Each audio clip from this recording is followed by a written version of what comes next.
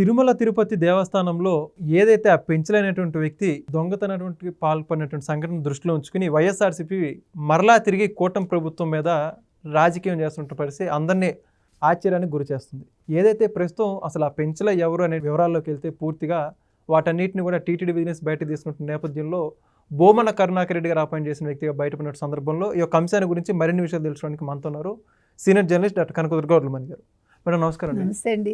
Madam, పక్కన Bhumana Karunakar Reddy press meet నిర్వహించి తిరుమలకి ఆయన చేసినంత మేలు ఎవరూ చేయలేదు, జగన్మోహన్ రెడ్డి గారి హిందూ పరిరక్షకుడు అనే విధంగా ప్రెస్ మీట్ నిర్వహించి మాట్లాడుతుంటారు. నేను జగన్మోహన్ రెడ్డి గారు కూడా ప్రెస్ మీట్లో మాట్లాడుతూ అసలు దేవుడి దగ్గర అలాంటి పనులు చేయడం ఏంటి, అదేంటి ఇది అసలు భక్తులైనా వీళ్ళని చెప్పేసి మాట్లాడుతున్నారు. కానీ అక్కడ వాళ్ళు పెట్టినటువంటి మనుషులు కావచ్చు ఎంతో మంది ఈ విధంగా ఒక్కొక్క నేరాలకు పాల్పడుతుంటే ఎలా అర్థం చేసుకోవాలి దీన్ని? ఆయన నిన్న జగన్మోహన్ రెడ్డి 2025లో కూటమి వచ్చాక ఇది జరిగిందని మాట్లాడారు కదా. ఆ పెంచలయ్య ఎవరు అనేది ఆయనకు తెలియలేదు అప్పటికి, నా ఉద్దేశం. ఓకే, కరుణాకర్ రెడ్డి మనిషి అనేది ఇప్పుడు బయటపడింది కదా. మీరు అన్నట్టుగా కరుణాకర్ రెడ్డి ఏమంటున్నాడు, అసలు హిందూ ధర్మాన్ని ఉద్ధరించడానికి పుట్టిన ఒక మహానుభావుడు జగన్మోహన్ రెడ్డి కదా. వీళ్ళందరూ కూడా హిందూ ధర్మాన్ని ఉద్ధరించడానికి పుట్టిన మహానుభావులు. ఎవరెవరు? జగన్మోహన్ రెడ్డి, కరుణాకర్ రెడ్డి, సుబ్బారెడ్డి భార్య గారు, ధర్మారెడ్డి గారు, ఆల్ రెడ్డిస్. అర్థమైందా? వీళ్ళు హిందూ ధర్మాన్ని ఎలా ఉద్ధరిస్తారంటే ఇలా పెంచలయ్య లాంటి వాళ్ళ ద్వారా బంగారం స్వాహా చేయించి, మంగళసూత్రాలు కూడా స్వాహా చేయించి, అదేంటిది ఒక ట్రక్ ద్వారా ఒక బిస్కెట్ అంటే ఆ ట్రక్ ఎన్నిసార్లు వస్తుందో ఒక రోజుకి అది తెలుసుకోవాలి ముందు.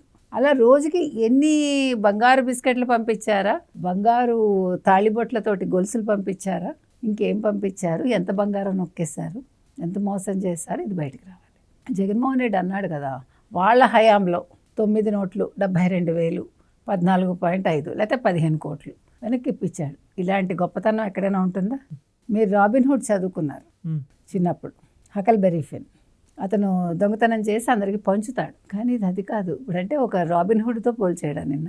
అంటే నీకు 9 నోట్లు దొంగతనం చేస్తే ఇవి ఫారిన్ నోట్స్ 72,000 విలువకి 15 కోట్లు కట్టమంటే అసలు వాడు ఎందుకు కడతాడు? వాళ్ళ భార్య సొమ్ము. అంటే ఫస్ట్ ఆ లాజిక్కి ఆన్సర్ ఇవ్వాలి కదా. అంటే ఒక కథ చెప్పేస్తాడు, కథలో మీరు మళ్ళీ క్వశ్చన్స్ వేయకూడదు. 15 కోట్లు ఇచ్చేసాడంటే ఎందుకు ఇచ్చాడు అనే సందేహం మీకు రాకూడదు. ఓకే, ఎవడైనా ఇస్తాడా? 2 చెవుల మధ్య తలకాయ ఉన్నవాడు ఎవడైనా 15 కోట్లు ఇస్తాడా? అన్లెస్ అంటే మీరు 100 కోట్లు తింటే తప్ప. గొప్పగా చెప్పుకుంటున్నారు కదా జగన్మోహన్ రెడ్డి గారు, దాన్ని మీకు అర్థం కావట్లేదండి. ఇప్పుడు ఆ టైంలో 9 నోట్లు పట్టుబడ్డాయి. అట్లా ఎంత తిన్నాడో అన్ని సంవత్సరాల్లో. అంటే మినిమం 100 కోట్లు ఉండొచ్చా మీరు తిన్నది? 100 కోట్లలో మీరు 15 కోట్లు ఇప్పించి అంటే వడ్డీ ఇప్పించారు. అసలు అలాగే ఉంది 100 కోట్లు. అంటే ఇప్పుడు $9 విలువ జగన్మోహన్ రెడ్డి గారు చూస్తున్నారు, 75,000 వర్త్ అంటున్నారు. 75,000 వర్త్కి 15 కోట్లు కట్టిస్తే మరి మిగతా డాలర్లు లెక్కలు వాటింటికి మరి ఎంత? మరి ఇప్పుడు నేను ఈ లెక్కన మీకు ఇంకొక చిన్న ఇప్పుడు లాజిక్ చెప్తాను. ఇప్పుడు మీరు 1,00,000 కోట్లు తిన్నారు కదా, ఇప్పుడు 1,00,000 కోట్లకి మీరు ఎంత కడతారు? మీకు అర్థమైంది నా లాజిక్? మీరు 1,00,000 కోట్లు కదా మీరు తిన్నారని అంటే అఫీషియల్గా. Unofficial we don't know. So official 1,00,000 కోట్లకి మీరు ఎంత కడతారు జగన్మోహన్ రెడ్డి? మీరు చెప్పిన లాజిక్కేగా. ఇప్పుడు మీరు కోర్టులోకి వెళ్ళి సార్ నేను 1,00,000 కోట్లు తిన్నానంటున్నారు, 43,500 కోట్లు సీజ్ చేశారు, సో నేను ఇంత పే చేస్తాను. 43,500 పోతే ఇంకెంత? 56,500 కోట్లు. 56,500 కోట్లకి ఎన్ని వందల కోట్లు కడతాడో కనుక్కోండి. అంటే ఇప్పుడు అవంటే స్వామివారి డబ్బు కాబట్టి ఎక్కువ కట్టారు. ఇది ఎవరి డబ్బులు అంటారు అసలు? ఇది ప్రజల సొమ్ము కదా. ఇప్పుడు దేవుడి తర్వాత ప్రజలు కాబట్టి వీళ్ళకి కూడా కట్టాలి కదా, న్యాయం చేయాలిగా మీరు. ఓకే, అంటే దేవుడి దగ్గర ప్రజల దగ్గర ఒకటే న్యాయం అంటారు. అంటే దేవుడికి ఎక్కువ న్యాయం, ప్రజలకు కొంచెం తక్కువ న్యాయం పోనీ అనుకుందాం. ఇంతకీ ఇప్పుడు పెంచలయ్య విషయానికి వచ్చేసరికి, ఇప్పుడు పెంచలయ్య గురించి ఇవాళ ఏం మాట్లాడతాడు జగన్? ఎందుకంటే పెంచలయ్య నీ మనిషే. 2,000 మంది నా మనుషులు ఉన్నారు ఇప్పటికి కూడా అన్నాడు. ఎవరు? కరుణాకర్ రెడ్డి. అంటే అంతకుముందు ఎంతమంది ఉన్నారు? మీరు దేన్ని కూడా ఆ యాజ్ ఇట్ ఈస్గా అలా తీసుకోకూడదు. అంకెలు కానీ లేకపోతే డబ్బులు కానీ వాళ్ళు చెప్పింది సత్యం కాదు. దాని వెనకాల ఇంకా ఎంత ఉంటుందో, ఇన్ఫినిట్ అనేది చదువుకున్నాగా మ్యాథ్స్లో, ఇన్ఫినిట్ ఉంటుంది. కాబట్టి ఈ పెంచలయ్య ఇవాళ ప్రెస్ మీట్ పెట్టి ఈ పెంచలయ్యని కరుణాకర్ రెడ్డి అపాయింట్ చేయలేదు అని చెప్పాలి కదా. 2025లో మీ హయాంలో అన్నాడు బంగారం బిస్కెట్లని. పిచ్చివాడ జగన్మోహన్ రెడ్డి అప్పటి నుంచో చేస్తున్నాడు, ఇప్పుడు పట్టుకున్నారు. ఎవరు? బిఆర్ నాయుడు గారు డౌట్ వచ్చి టీటీడీ చైర్మన్. అది కదా విషయం. అంటే రవికుమార్ మీకు తెలుసు, అంటే 72,000 సొమ్ము కాజేసిన వాడు కదా. అంటే అప్పటికి ఇతను ఇంకా నడుస్తోంది. ఇంకొక పెద్ద పాయింట్ పట్టుకోవాల్సింది ఏంటంటే, ఈ పెంచలయ్య ఈ బంగారం ఎవరికి హ్యాండ్ ఓవర్ చేశాడు?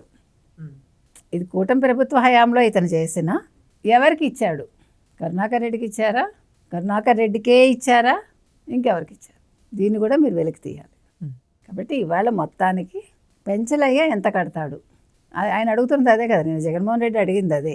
వాళ్ళ హయాంలో రవికుమార్ పట్టుబడితే 72,000కి 9 నోట్లకి 15 కోట్లు కట్టించాము. మీరు జైల్లో పెట్టి బెయిల్ ఇప్పించారు. మీ మనిషి అయ్యా అతను, ఎవడు బెయిల్ ఇప్పించలా, మీరు తెచ్చుకున్నారు. ఇప్పుడు ఎంత కట్టిస్తావు? నువ్వు కట్టించు. ఇప్పుడు లెక్క ఆయనే కదా సెటిల్ చేయాలి. సో ఇప్పుడు ఎంత బంగారం అనేది తేలాలిగా.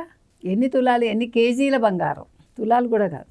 సో ఎన్ని కేజీల బంగారానికి ఎంత బంగారం వెనక్కి ఇప్పిస్తాడో జగన్మోహన్ రెడ్డి దానికి లెక్క రేపు తేల్చాలి. మొత్తానికి మరి భూమన కరుణాకర్ రెడ్డి మాట్లాడుతున్న మాటలు మరి ఏమంటారు? ఏం మాట్లాడాడు? 2,000 మంది నా మనుషులు అన్నాడు. పెంచలయ్య నా మనిషి అని తేలింది. మారాదే కదా. ఇప్పుడు ఆయన ఇప్పుడు చెప్పాలి, ఆయన మాట్లాడిన మాటలు కాదు, ఇప్పుడే మాట్లాడతాడో కావాలి. Thank you. Thank you. Please subscribe to Leo News for more videos.